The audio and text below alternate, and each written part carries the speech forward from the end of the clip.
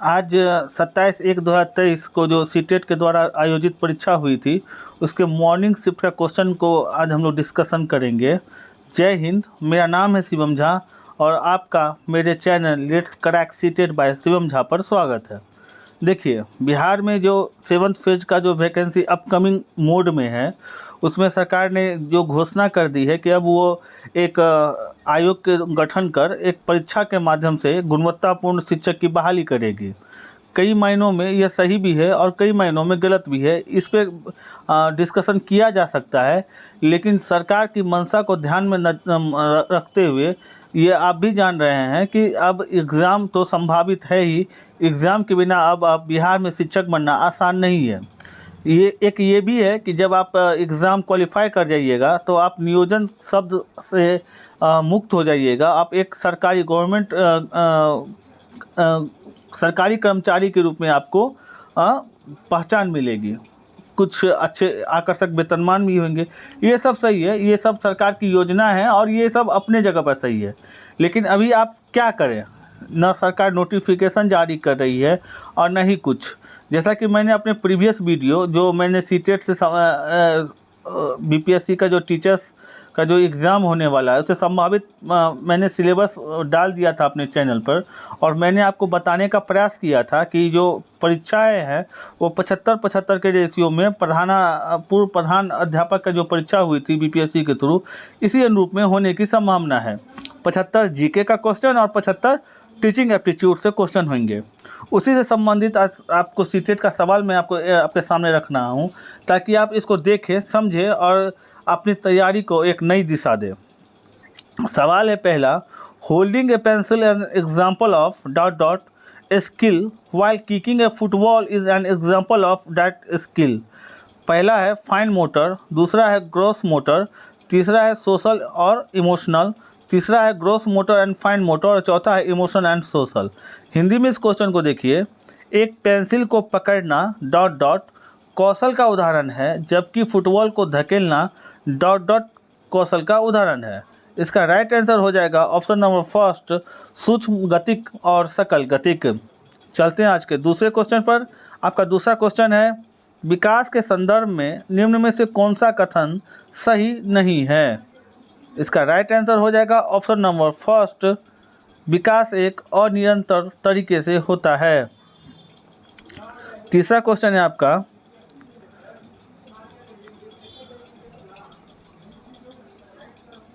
Dot dot और dot dot प्रारंभिक बाल्यावस्था के दौरान बच्चों के प्राथमिक समाजीकरण की संस्थाएं हैं।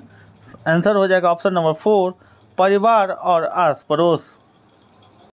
नेक्स्ट क्वेश्चन है आपका, जीन पियाजे के संज्ञानात्मक विकास के सिद्धांत के अनुसार अधिकतर बच्चे किस स्तर पर सामाजिक मुद्दों और न्याय के प्रति समझ स्थापित कर लेते हैं। राइट आंसर हो जाएगा ऑप्शन नंबर 4, औपचारिक संक्रियात्मक।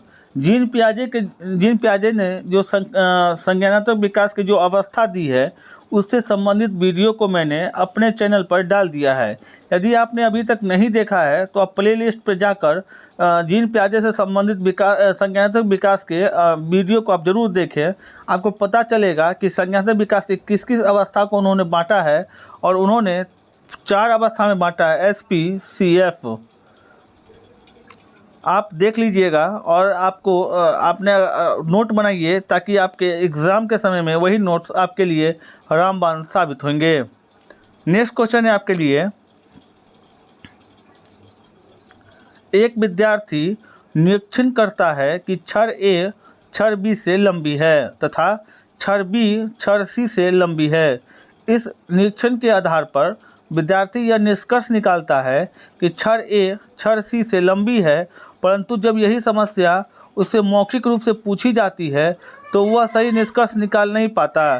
जीन पियाजे के सिद्धांत के अनुसार विद्यार्थी संज्ञानात्मक विकास की किस अवस्था में है। इसका राइट आंसर हो जाएगा ऑप्शन नंबर फर्स्ट, मूर्त संक्रियात्मक अवस्था।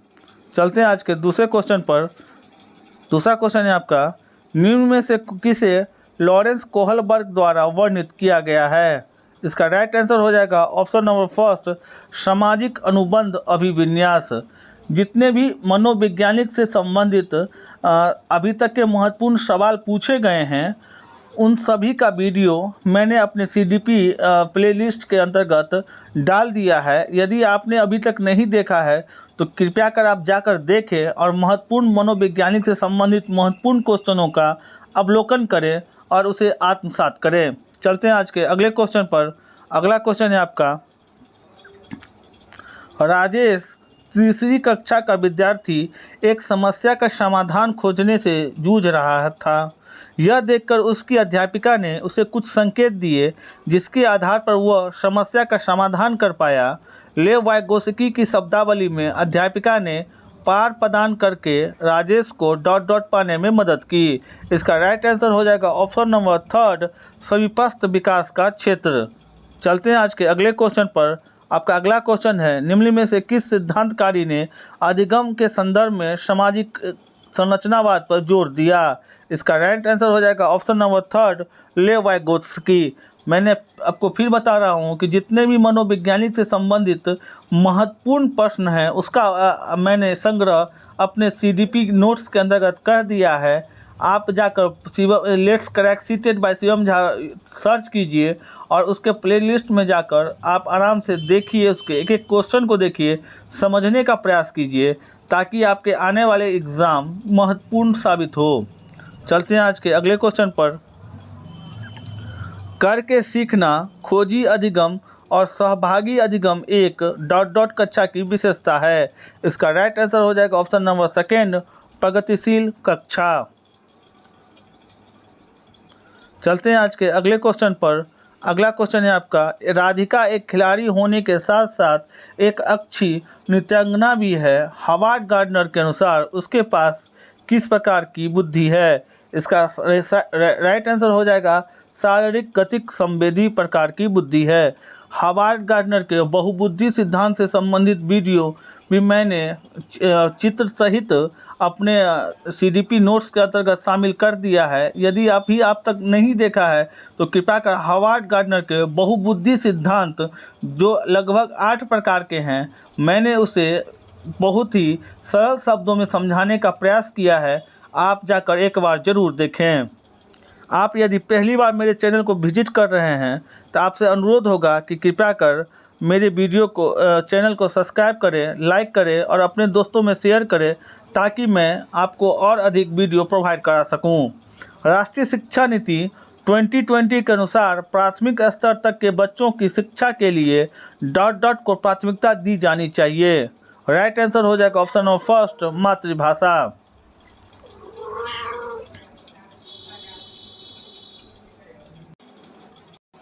चलते हैं आज के अगले क्वेश्चन पर।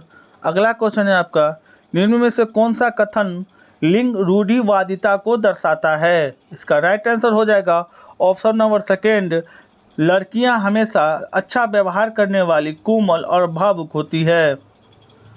नेक्स्ट क्वेश्चन है आपका, अभिकथन और तर्क से संबंधित क्वेश्चन है। अभिकथन को ध्यान से देखिए। ऐसी कक्षा जिसमें विविध सामाजिक आर्थिक परिप्रेक्ष्यों से संबंधित विद्यार्थी हैं, वहां अध्यापिका को मानकीकृत पाठ्यक्रम के इस्तेमाल से बचना चाहिए। कारण है इसके, बच्चे बहुत अच्छे से सीखते हैं जब वे बाह्य रूप से अभिप्रेरित हो। इसका राइट आंसर हो जाएगा ऑप्शन नंबर 3, ए सही है और आर गलत है। चलते हैं आज के अगले क्वेश्चन पर। अगला क्वेश्चन है आपका, निम्न में से शिक्षक द्वारा निम्न में से पूछा गया कौन सा प्रश्न बच्चों में सृजनात्मकता और समस्या समाधान कौशलों को बढ़ावा देता है? इसका राइट आंसर हो जाएगा ऑप्शन नंबर 4, आपके शहर में आप प्रदूषण पर नियंत्रण किस प्रकार कर सकते हैं? इसका राइट आंसर हो जाएगा ऑप्शन नंबर 4। चलते हैं आज के अगले क्वेश्चन पर। अगला क्वेश्चन है, मूल्यांकन का मुख्य उद्देश्य होना चाहिए। मूल्यांकन का मुख्य उद्देश्य होना चाहिए। राइट आंसर हो जाएगा ऑप्शन नंबर 4, विद्यार्थियों द्वारा अधिगम प्रक्रिया में महसूस की जाने वाली चुनौतियों और उनके सामर्थ्य को समझना। चलते हैं आज के अगले क्वेश्चन पर। अगला क्वेश्चन है आपका, समावेशी शिक्षा का मतलब है? इसका राइट आंसर हो जाएगा ऑप्शन नंबर 2, ऐसी व्यवस्था जहां सभी विद्यार्थियों की ज़रूरतों को पूर्ति हो। चलते हैं आज के अगले क्वेश्चन पर। क्वेश्चन नंबर है आपके, नेक्स्ट क्वेश्चन है आपका, ऐसी विविधता वाली एक कक्षा में एक शिक्षक को क्या करना चाहिए? राइट आंसर हो जाएगा ऑप्शन नंबर सेकेंड, विद्यार्थियों की आवश्यकता के अनुसार विभिन्न शिक्षण अधिगम और मूल्यांकन विधियों का उपयोग करना चाहिए।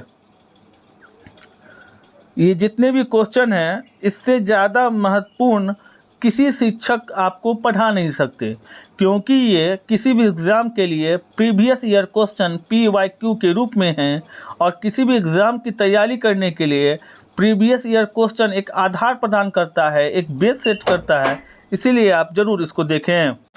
सवाल है आपका, पठन वैकल्प से जूझने वाले विद्यार्थी डॉट डॉट में और गुणज वैकल्प से जुड़ने वाले विद्यार्थी डॉट डॉट में सापेक्ष रूप से चुनौती महसूस करते हैं।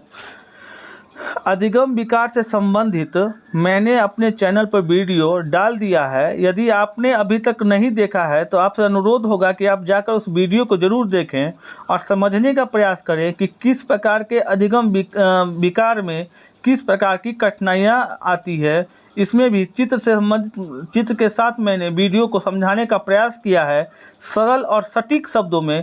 एक बार आप वीडियो को देख लीजिएगा तो फिर दोबारा किसी भी टीचर का आपको वीडियो देखने की ज़रूरत नहीं पड़ेगी। इसका राइट आंसर हो जाएगा ऑप्शन नंबर फर्स्ट, वाचन और लिखने और दूसरा होगा अंक के हेरफेर में। चलते हैं आज के अगले क्वेश्चन पर। दृष्टिबाधिता से जूझते विद्यार्थियों के सफल समावेशन हेतु एक अध्यापिका को क्या करना चाहिए? राइट आंसर हो जाएगा ऑप्शन नंबर 4, जानकारी को प्रस्तुत करने के लिए मौखिक तरीके अपनाने चाहिए। चलते हैं आज के अगले क्वेश्चन पर। आपका नेक्स्ट क्वेश्चन है, प्रतिभाशाली विद्यार्थियों के संदर्भ में निम्न में से कौन सा कथन सही है? इसका राइट आंसर हो जाएगा ऑप्शन नंबर 4, वे मानसिक क्रियाओं के परिवर्तनशीलता और लचीलापन दिखाते हैं। आज का अगला क्वेश्चन है आपका, अभिकथन और तर्क से संबंधित है। देखिएगा सवाल को, एक अध्यापिका को कक्षा में विद्यार्थियों के बीच सहभागिता, बातचीत और वैचारिक बहस को बढ़ावा देना चाहिए। कारण है इसके, बच्चे सामाजिक अंतःक्रिया द्वारा अपने वातावरण के बारे में अर्थ सृजन करने में सक्षम होते हैं। इसका राइट आंसर हो जाएगा ऑप्शन नंबर फर्स्ट, ए और आर दोनों सही हैं और आर ए की सही व्याख्या करता है। चलते हैं आज के अगले क्वेश्चन पर। अगला क्वेश्चन है आपका, अधिगम एक सक्रिय प्रक्रिया है जो सांस्कृतिक संदर्भ में होती है। निम्न में से कौन सा दृष्टिकोण इस विचार में विश्वास रखता है? राइट आंसर हो जाएगा ऑप्शन नंबर 3, सामाजिक संरचनावाद। चलते हैं आज के अगले क्वेश्चन पर। अगला क्वेश्चन है, निम्न में से कौन सा एक नए संप्रत्यय के अधिगम को बढ़ावा देता है? राइट आंसर हो जाएगा ऑप्शन नंबर फर्स्ट, नए ज्ञान को विद्यार्थियों के पूर्व ज्ञान से जोड़ना। चलते हैं आज के अगले क्वेश्चन पर। अगला क्वेश्चन है आपका, निम्न में से कौन सा उपागम ज्ञान निर्माण में विद्यार्थियों की सक्रिय भूमिका को कमतर रूप में देखता है? राइट आंसर हो जाएगा ऑप्शन नंबर फर्स्ट, कंठस्थ स्मरण। चलते हैं आज के अगले क्वेश्चन पर। अगला क्वेश्चन है, रेणु हमेशा समस्या समाधान के विभिन्न पहलुओं पर विचार करके और अंत में कई सही समाधान ढूंढ लेती है। यह समस्या को हल करने के लिए डॉट डॉट प्रकार की सोच को उपयोग कर रही है। राइट आंसर हो जाएगा अपसारी सोच का। चलते हैं आज के अगले क्वेश्चन पर।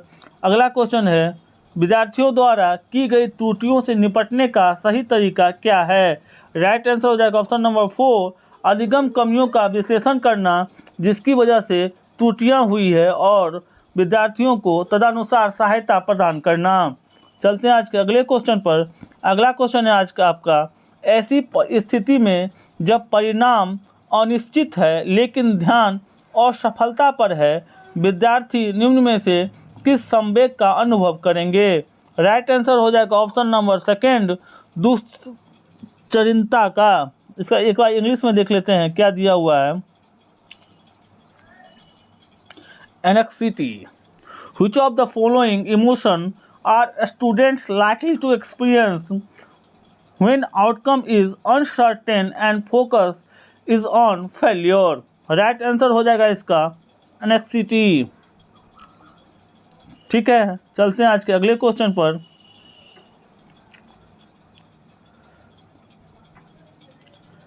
Student should be motivated to form that goals.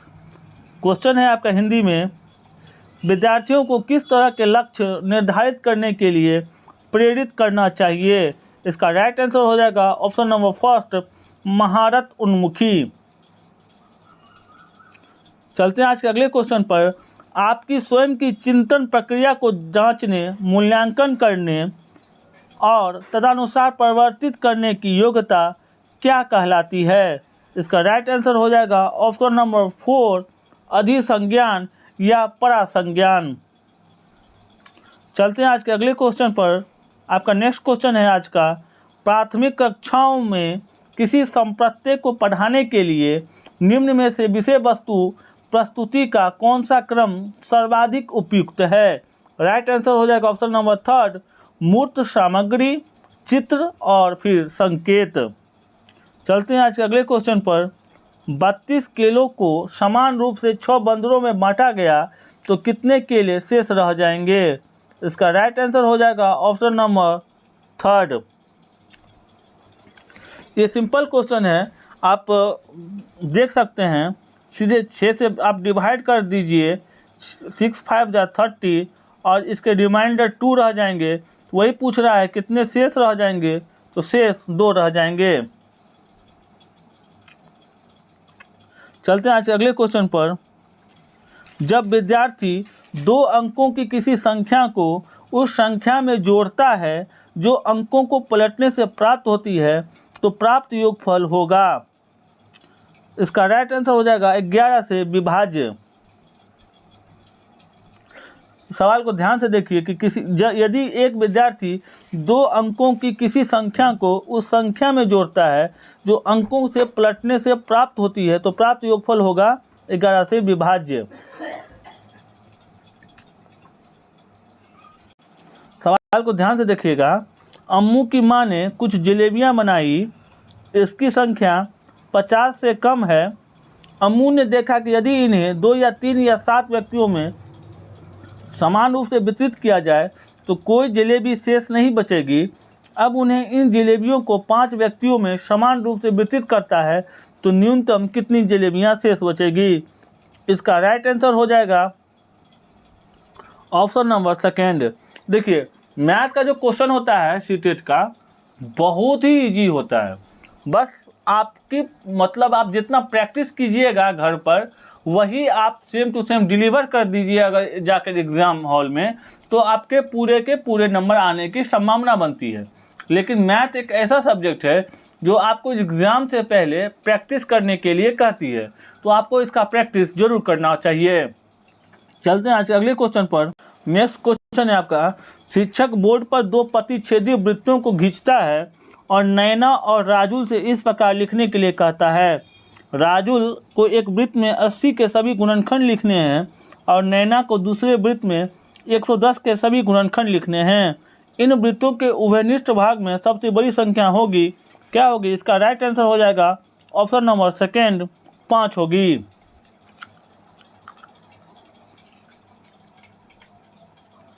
Sorry, इसकी राइट संख्या हो जाएगी ऑप्शन नंबर 3, 10 होगी।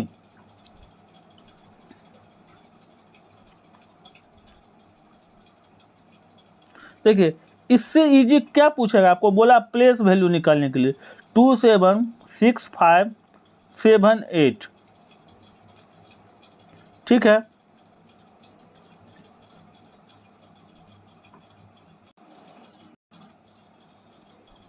टू 7 6 5 7 8 प्लेस वैल्यू निकाल दीजिए। 7 का हो जाएगा 7 0, क्योंकि प्लेस वैल्यू का मतलब है कि जिस अंक का आपको निकालना है और उस अंक के जितने आगे अंक बचे हैं शेष, उतने 0 डालते चले जाइए। इस 7 का हो जाएगा 7, इसके अंदर 2 अंक, 2 4 अंक, तो 4 0 है। इसमें से 70 को घटा दीजिए, अंतर पूछ रहा है, तो 0 में से 0 जाएगा तो 0 हो जाएगा, 0 में से 7 जाएगा तो 3 हो जाएगा, ये बचेगा 9, ये बचेगा 6, 6 9।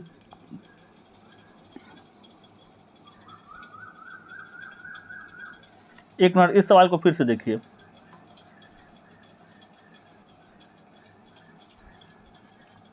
देखिए इस 7 के आगे कितना अंक है, 6 5 7 8, 4 अंक है, 1 2 3 4।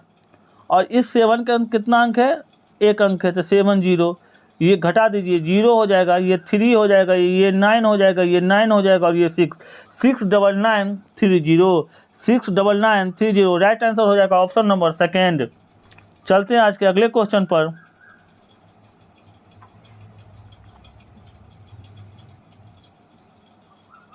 नेक्स्ट सवाल है आपका, किसी त्रिभुजीय आधार में प्रिज्म में फलकों की संख्या कितनी होती है। इसका राइट आंसर हो जाएगा ऑप्शन नंबर सेकेंड 5।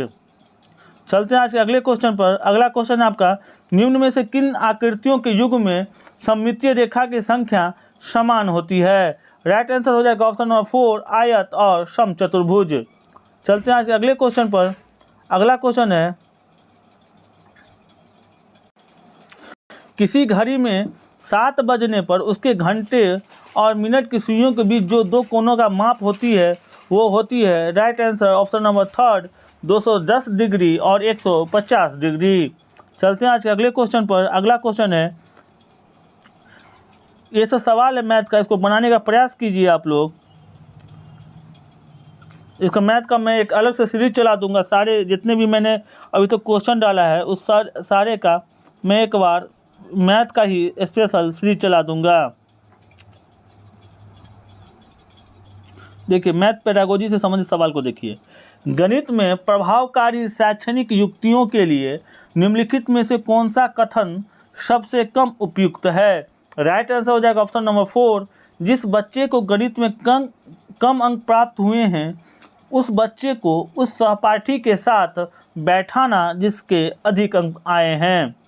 चलते हैं आज के अगले क्वेश्चन पर। अगला क्वेश्चन है आपका, राष्ट्रीय पाठचर्या रूपरेखा 2005 के अनुसार गणित के आकलन में क्या शामिल होना चाहिए। राइट आंसर हो जाएगा ऑप्शन नंबर सेकेंड, असाधारणात्मक समझ और समस्या समाधान कौशल के अर्जन के आधार पर विद्यार्थियों की प्रगति।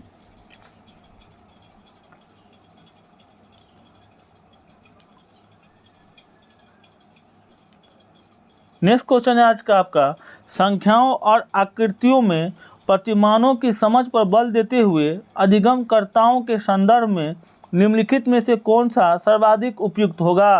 राइट आंसर हो जाएगा ऑप्शन नंबर थर्ड, अधिगमकर्ता प्रतिमान में पुनरावृत्त होने वाली इकाई को पहचानने में सक्षम होंगे।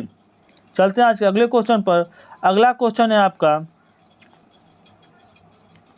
गणित समाज विज्ञान प्रौद्योगिकी और अभियांत्रिकी के लिए महत्वपूर्ण है। निम्नलिखित में से कौन से प्राथमिक कक्षा के विद्यार्थियों के अधिगम अनुभव उपरोक्त कथन को चरितार्थ करने में सहायता करेंगे। इसके राइट आंसर हो जाएंगे ऑप्शन नंबर फर्स्ट, विविध सामाजिक वैज्ञानिक संदर्भों से एकत्रित आंकड़ों को एकत्रित, सुव्यवस्थित, निरूपित और उनकी व्याख्या करना। चलते हैं आज के अगले क्वेश्चन पर। अगला क्वेश्चन है आज का आपका,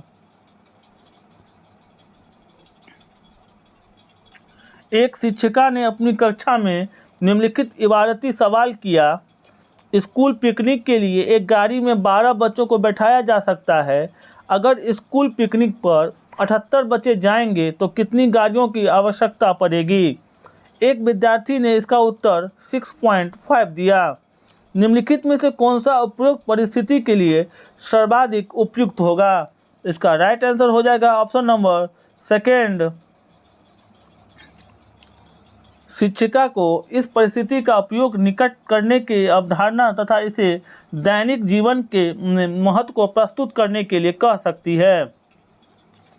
चलते हैं आज के अगले क्वेश्चन पर। अगला क्वेश्चन है आपका, निम्नलिखित में से कौन सा भिन्नों के बारे में सही नहीं है। राइट आंसर हो जाएगा ऑप्शन नंबर 4, भिन्न किसी पूर्ण से केवल समतुल्य भागों को निरूपित करता है। चलते हैं आज के अगले क्वेश्चन पर। अगला क्वेश्चन है, शिखा ने विभिन्न प्रकार के त्रिभुजों को उनकी भुजाओं के आधार पर सफलतापूर्वक वर्गीकृत किया है। यह वैन हेले के सिद्धांत के अनुसार ज्यामितीय चिंतन के किस स्तर पर है। इसका राइट आंसर हो जाएगा ऑप्शन नंबर सेकेंड, विश्लेषण। चलते हैं आज अगले क्वेश्चन पर। अरुण समीकरणों का हल खोजने में बहुत अच्छा है, पर सामान्यतः इबारती प्रश्नों का समाधान खोजने में कठिनाई अनुभव करता है। अधिकांश समय वह पूछता है कि मुझे जोड़ना है या घटाना, मुझे भाग करना है या गुना। इस प्रकार के प्रश्न क्या सुझाते हैं? इसके राइट आंसर हो जाएंगे ऑप्शन नंबर फर्स्ट, उसे प्रश्न की भाषा को समझने में कठिनाई होती है।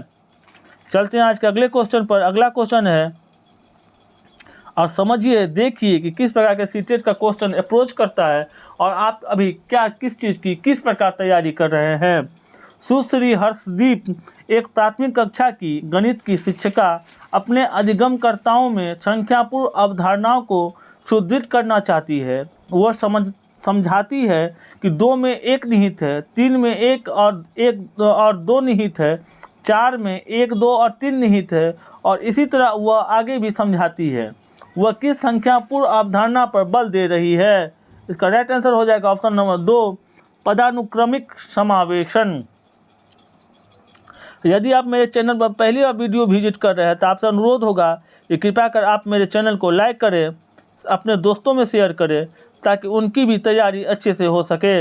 अगला क्वेश्चन है, एक गणित शिक्षिका अपनी कक्षा में निम्नलिखित इबारती सवाल प्रस्तुत करती है। सुमित के पास 12 टॉफियाँ हैं जबकि अस्मिता के पास 18 टॉफियाँ हैं। सुमित की तुलना में अस्मिता के पास कितनी अधिक टॉफियाँ हैं? राइट आंसर हो जाएगा ऑप्शन नंबर थर्ड, विद्यार्थी ने योग की संक्रिया को इबारती सवाल में संकेत शब्द अधिक के साथ संबद्ध कर दिया है। चलते हैं आज के अगले क्वेश्चन पर। अगला क्वेश्चन है, राष्ट्रीय पाठचर्या रूपरेखा 2005 के अनुसार प्राथमिक स्तर पर गणित में एक शिक्षक की शिक्षा शास्त्रीय युक्तियों को केंद्रित होना चाहिए। राइट आंसर हो जाएगा ऑप्शन नंबर सेकेंड, बच्चों के अनुभवों के आधार पर अवधारणाओं को विकसित करने पर। चलते हैं आज के अगले क्वेश्चन पर। हम गणित इसलिए पढ़ाते हैं क्योंकि इसमें अंतर्निष्ठ सरसता है जो कि अधिगमकर्ताओं को हर्ष और आनंद प्रदान कर सकता है, यह कथन उजागर करता है। राइट आंसर हो जाएगा ऑप्शन नंबर 4, गणित के सौंदर्यपरक मान को। चलते हैं आज के अगले क्वेश्चन पर। राष्ट्रीय शिक्षा नीति 2020 प्रस्तावित करती है कि 2025 तक प्राथमिक विद्यालयों में सार्वभौमिक बुनियादी साक्षरता और संख्यात्मकता प्राप्त करने को सर्वोच्च प्राथमिकता प्रदान करनी होगी। राष्ट्रीय शिक्षा नीति 2020 के इस लक्ष्य को हासिल करने के लिए शिक्षा मंत्रालय, भारत सरकार ने ... नामक परियोजना मिशन प्रारंभ किया है। इसका राइट आंसर हो जाएगा ऑप्शन नंबर सेकेंड, निपुण भारत। नेक्स्ट क्वेश्चन है आपका, गुरविंदर अपनी कक्षा में विद्यार्थियों को नियमित रूप से टेस्ट लेता है और उनके अंकों की तुलना भी करता है। वह प्राप्त किए गए अंकों के आधार पर विद्यार्थियों के समूह बनाता है, जैसे कि औसत अंक प्राप्त करने वाले, औसत से कम और औसत से अधिक अंक प्राप्त करने वाले विद्यार्थी। यह किस प्रकार का मूल्यांकन है? इसका राइट आंसर हो जाएगा ऑप्शन नंबर थर्ड, मानक संदर्भित मूल्यांकन। चलते हैं अगले क्वेश्चन पर। नेक्स्ट क्वेश्चन को ध्यान से देखिएगा। निम्नलिखित में से कौन सी गतिविधि अधिगमकर्ताओं में गणितीय भाषा और संप्रेषण को विकसित करने के लिए सबसे कम उपयुक्त है? राइट आंसर हो जाएगा ऑप्शन नंबर सेकेंड, अंग्रेजी भाषा के शिक्षक को गणित में विशिष्ट रूप से उपयोग होने वाले शब्दों को सीखने में बच्चों की सहायता करने के लिए कहना। चलते हैं आज के अगले क्वेश्चन पर। अगला क्वेश्चन है आपका, सही कथन को पहचानिए। कथन एक है आपका कि सामाजिक और आर्थिक हाशियाकरण आपस में जुड़े हुए नहीं हैं। कथन बी है, सामाजिक और आर्थिक हाशियाकरण आपस में जुड़े हुए हैं। कथन सी है, विकास परियोजनाओं के कारण लोगों का अस्थायी पुनर्स्थानन प्रवसन कहलाता है। और डी है, विकास परियोजनाओं के कारण लोगों का अस्थायी पुनर्स्थानन विस्थापन कहलाता है। राइट आंसर हो जाएगा ऑप्शन नंबर बी और डी। आपका आंसर हो जाएगा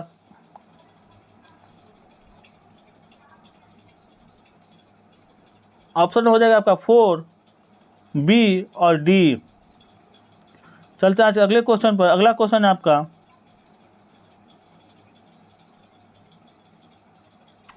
बावरियों, जिसे हम सीढ़ीदार कुओं के बारे में नीचे दिए गए कथन के विचार कीजिए। पहला है कथन ए में कि यह मुख्यतः वर्षा रहित क्षेत्रों में ही दिखाई देते हैं। बी है यह वर्षा के पानी के भंडारण और संरक्षण की पारंपरिक प्रणाली है। कथन सी है इनका उपयोग सामुदायिक संसाधन के रूप में किया जाता है। और डी है बावरियों में सीढ़ियों जमीन के नीचे कई मंजिल तक जाती है, परंतु किसी को भी सीढ़ियाँ द्वारा नीचे पानी तक जाने की अनुमति नहीं होती। इसका राइट आंसर हो जाएगा ऑप्शन नंबर 4। ए, बी और सी तीनों सही है, बल्कि डी गलत है। चलते हैं आज अगले क्वेश्चन पर। अगला क्वेश्चन है आपदा के बाद शरणार्थी लोग अपने क्षेत्र को वापस लौटते हैं, यह प्रत्यावर्तन कहलाता है। सवाल बहुत ही वीवीआई सवाल है। इस सवाल को देख लीजिए, ये सवाल कई बार पूछे गए हैं, कई शिफ्टों के क्वेश्चन है ये।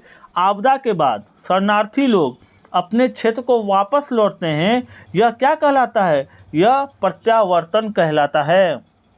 चलते हैं आज के अगले क्वेश्चन पर। नीचे दी गई पहेली को हल कीजिए। पेड़ के तने में छेद बनाऊं, उसमें छिपे कीड़े को मैं खाऊं, टुक टुक टुक करता जाता हूं, बोलो क्या कहलाता हूं? तो कठबुरवा कहलाता हूं। राइट आंसर हो जाएगा ऑप्शन नंबर फर्स्ट। चलते हैं आज के अगले क्वेश्चन पर। ये ईवीएस से संबंधित क्वेश्चन है, इसको ध्यान से देखने की कोशिश कीजिएगा।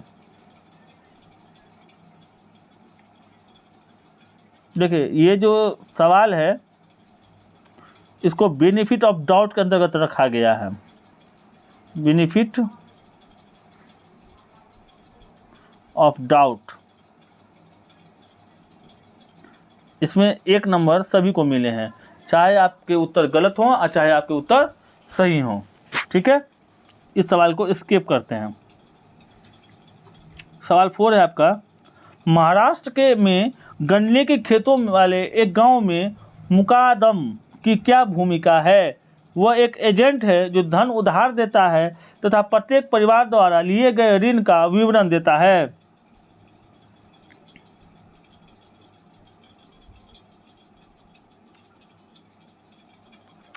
खाद्य पदार्थों में प्रोटीन की जांच के समय खाद्य पदार्थ बैंगनी रंग का हो जाता है क्योंकि खाद्य पदार्थ में पेप्टाइड गंध की उपस्थिति होती है। रामू कमजोर मांसपेशियों तथा कार्य करने के लिए बहुत कम ऊर्जा की शिकायत करता है, उसे अभाव हो सकता है। ऑप्शन नंबर 4 विटामिन B1 का।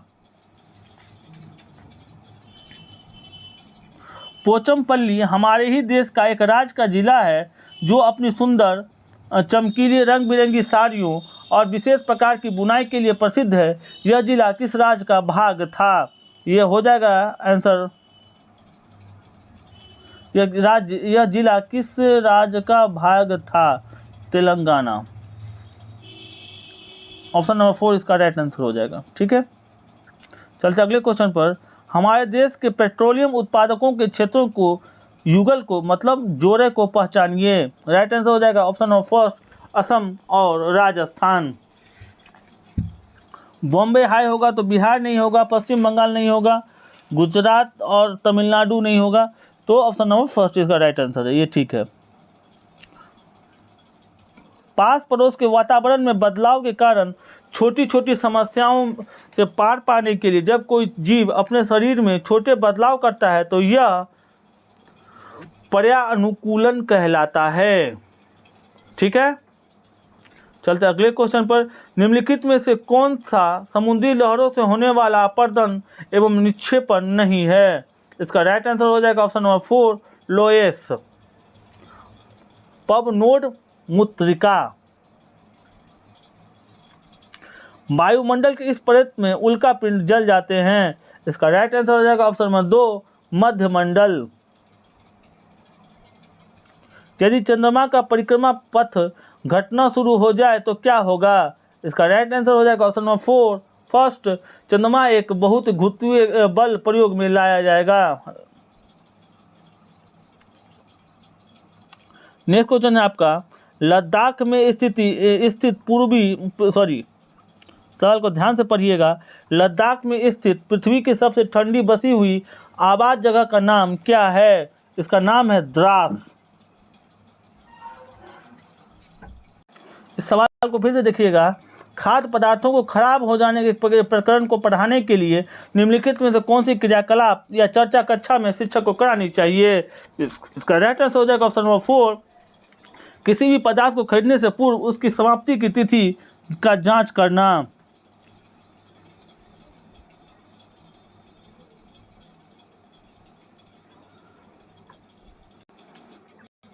नेक्स्ट क्वेश्चन आपका, निम्न में से किस योजना में सक्रिय अधिगम पहचाना जाता है? राइट आंसर हो जाएगा ऑप्शन नंबर फर्स्ट, स्व पठन, समस्या समाधान और परिचर्या। चलते हैं आज अगले क्वेश्चन पर। अगला क्वेश्चन है, जब विद्यार्थी अपनी गति को सीखने में स्वतंत्रता दी जाती है तब अधिगम का कौन सा उपागम कहलाता है? राइट आंसर हो जाएगा ऑप्शन नंबर थर्ड, सक्रिय उपागम। चलते हैं अगले क्वेश्चन पर। अगला क्वेश्चन है, कक्षा 5 के विद्यार्थियों को आवास के बारे में सिखाते समय निम्नलिखित में से कौन सी युक्ति अन्वेषण को प्रोत्साहित करेगी? राइट आंसर हो जाएगा ऑप्शन नंबर 4, विद्यार्थियों को समुदाय में आवासों के भ्रमण के अपने अनुभवों का वर्णन करने को कहना। चलते हैं अगले क्वेश्चन पर। अगला क्वेश्चन है आपका, प्राथमिक कक्षाओं के पर्यावरण अध्ययन शिक्षण हेतु निम्नलिखित में से क्या अनिवार्य है? ऑप्शन नंबर थर्ड हो जाएगा सी और डी, स्थानीय संसाधन, और दूसरा आसानी से उपलब्ध सामग्रियों का उपयोग करने वाले प्रयोग। चलते हैं आज के अगले क्वेश्चन पर। अगला क्वेश्चन है आपका, प्रयोगों के माध्यम से पर्यावरण अध्ययन सीखने में विद्यार्थियों के लिए क्या सबसे उपयुक्त हो सकता है? Right answer option number first, प्रत्येक बच्चों को गतिविधि करने, निरीक्षण करने, रिकॉर्ड करने और अपने अवलोकनों का अर्थ बनाने की अनुमति दें। चलते हैं आज अगले क्वेश्चन पर। निम्न में से कौन सा दस्तावेज एक निश्चित अवधि में बच्चों के उत्तरोत्तर अधिगम उपलब्धि का संचयी साक्ष्य है? राइट आंसर हो जाएगा ऑप्शन नंबर थर्ड, पोर्टफोलियो। चलते अगले क्वेश्चन पर। पर्यावरण अध्ययन के शिक्षण का विद्यार्थी केंद्रित प्रक्रम निम्नलिखित में से कौन सा है? राइट आंसर हो जाएगा ऑप्शन नंबर 4, प्रयोजन विधि। आपका नेक्स्ट क्वेश्चन है, इंदिरा को यह समझने में कठिनाई हो रही है कि सांप काटने की दवाई सांप के जहर से ही बनती है। इंदिरा के शिक्षक को निम्न में से कौन सी विधि का प्रयोग करना चाहिए जिसे वह इसे बेहतर तरीके से समझ सके? इसका राइट आंसर हो जाएगा ऑप्शन नंबर फर्स्ट, ए और डी, सांप काटने पर इलाज कैसे किया जाता है बात पर इस वार्ता के लिए डॉक्टर को आमंत्रित करें, और डी में है सांप की जहर दवाई कैसे बनाई जाती है उस प्रक्रिया का वीडियो प्रस्तुतिकरण। चलते हैं आज के अगले क्वेश्चन पर। एक पर्यावरण अध्ययन की शिक्षिका अनीता विद्यार्थियों को आकलन में उनके प्रदर्शन को दर्शाने के लिए प्रतिशत का चयन करने के लाभ का वर्णन कर रही है। अनीता का कौन सा कथन है? राइट आंसर हो जाएगा ऑप्शन नंबर 4, प्राथमिक उद्देश्य के लिए प्रतिशत का प्रयोग करने में एवं अर्थ निकालने में आसान है। चलते हैं आज के अगले क्वेश्चन पर। अगला क्वेश्चन है आपका, बच्चों को खेलों के वाले क्रियाकलापों में व्यवस्था की जाती है जिससे वे सक्रिय रह सके और सीखने की प्रक्रिया को बढ़ाएं। चलते हैं आज के अगले क्वेश्चन पर। अगला क्वेश्चन है आपका, गतिविधि है ऑप्शन नंबर सेकेंड, एक खुला और स्वतंत्र अन्वेषण। चलते हैं आज के अगले क्वेश्चन पर। अगला क्वेश्चन है, पर्यावरण अध्ययन किस प्रकार का विषय है? राइट आंसर हो जाएगा ऑप्शन नंबर थर्ड, अंतर विषयक। चलते हैं आज के अगले क्वेश्चन पर। पर्यावरण अध्ययन की पाठ्य पुस्तकों में सामग्री कैसी होनी चाहिए? आंसर हो जाएगा ऑप्शन नंबर 4, बी, सी और डी, प्रश्न करने एवं अन्वेषण के अवसर प्रदान करना, रटने को हतोत्साहित करना और परिभाषाओं तथा विस्तृत विवरण से बचना। चलते हैं आज के अगले क्वेश्चन पर। ये पैसेज है आपका, पैसेज को पढ़िए और उसके सवालों का जवाब दीजिए। इसके लिए सबसे उपयुक्त होगा कि मैं हिंदी का और मैथ का अलग अलग सेशन करवा दूंगा, आपको इसी का क्वेश्चन करवा दूंगा अलग से, क्योंकि पैसेज पढ़ के सवाल को आपको देना होगा, उसके लिए आपको कुछ समय देना, इसका लाइव स्ट्रीमिंग करवा दूंगा। जब समय नज़दीक आएगा एग्ज़ाम का तो एक लाइव स्ट्रीम करवा दूंगा ताकि आप सवाल को पढ़ें और उसके उत्तर दें।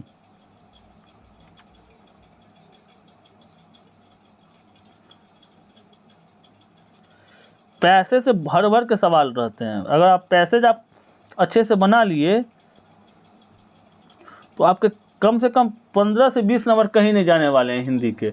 और पैडागोजी आप बना लिए तो अब तो 25 प्लस आपके नंबर आएंगे। वे कौन सी त्रुटियां हैं जो बच्चे सामान्यतः तब करते हैं जब वह किसी स्वर या व्यंजन का उच्चारण नहीं कर पाते हैं, जब वे तेजी से वाचन करते हैं और किसी विशेष अक्षर को कहने में कठिनाई का अनुभव करते हैं।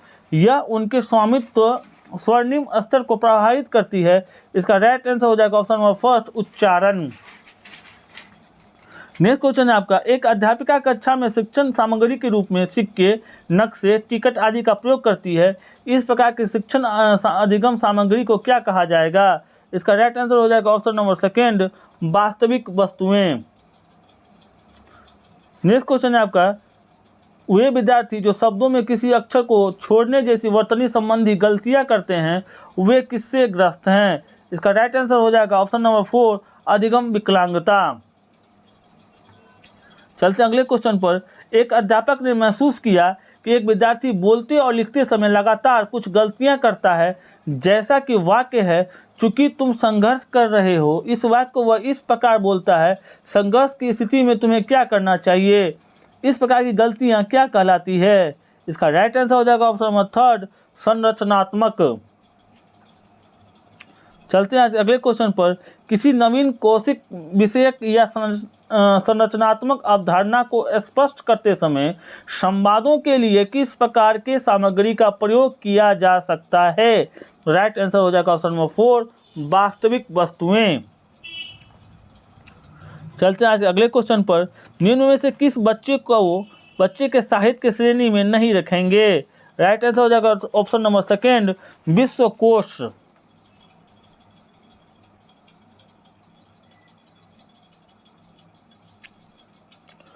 भाषा संबंधी गतिविधियों के चयन के मानदंड क्या हो सकते हैं? राइट आंसर हो जाएगा ऑप्शन नंबर थर्ड, सीखने योग्य, विस्तार और शिक्षण योग्य। किसी बच्चे के आत्मकेंद्रित वाचन का तात्पर्य क्या कहलाता है? इसका राइट आंसर हो जाएगा ऑप्शन नंबर फर्स्ट, बच्चे यह मान लेते हैं कि दूसरे लोग बिल्कुल वैसा ही सुनते हैं और महसूस करते हैं जैसा कि वे करते हैं। चलते हैं नेक्स्ट क्वेश्चन पर। आपका अगला क्वेश्चन है, नोम चॉम्स्की ने प्रतिपादित किया कि मनुष्य के पास डॉट डॉट है जिसके रहते बच्चे भाषा अर्जित करते हैं और प्रयोग कर पाते हैं। इसका राइट आंसर हो जाएगा ऑप्शन नंबर फर्स्ट, भाषा अर्जन उपकरण, लैंग्वेज एक्विजिशन डिवाइस। देखिए, जितने भी मनोवैज्ञानिक से संबंधित प्रश्न आज तक पूछे गए हैं उन सभी मनोवैज्ञानिक के महत्वपूर्ण प्रश्नों का संग्रह मैंने अपने वीडियो में कर दिया है और उसे आप मेरे प्लेलिस्ट CDP नोट्स के अंतर्गत जाकर आप देख सकते हैं। उसमें जितने भी मनोवैज्ञानिक, चाहे कोहलबर्ग हो, जीन पियाजे हो, हार्वर्ड गार्डनर हो, नेम चॉम्स्की हो, वाइगोस्की हो, जितने भी आज तक पूछे गए हैं सभी का वहाँ संग्रह है। आप जाकर देखिए, समझिए कि किस प्रकार के क्वेश्चन को पूछा जा रहा है। चलते अगले क्वेश्चन पर। उपचारात्मक शिक्षण किसे कहेंगे? राइट आंसर हो जाएगा ऑप्शन नंबर 4, व्यवस्थित प्रक्रिया को। चलते हैं आज के अगले क्वेश्चन पर। एक 12 वर्षीय बालिका अनेकार्थी शब्दों के प्रयोग से बहुत आनंदित होती है, उसका यह आनंद क्या संकेत देता है? इसका राइट आंसर हो जाएगा ऑप्शन नंबर फर्स्ट, विमर्श की भाषा की जागरूकता। चलते हैं आज के अगले क्वेश्चन पर। यह आपका संस्कृत का पैसेज है, ध्यान से देखिएगा। पैसेज से संबंधित सवाल को मैं एक बार फिर करवा दूंगा आपको।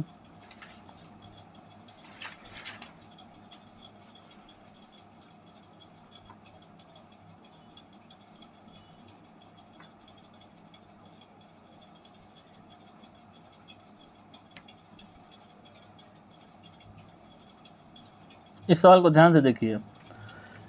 इयं कस्य संकल्पना यत रचनात् परक व्याकरण निश्चितान् नियमान् निर्धारयति येन वाक्यानि निर्मीयन्ते तथा च तस्मिन् भाषायां अधिक वाक्यान्निर्माणापि प्रयुज्यन्ते। किसने कहा था?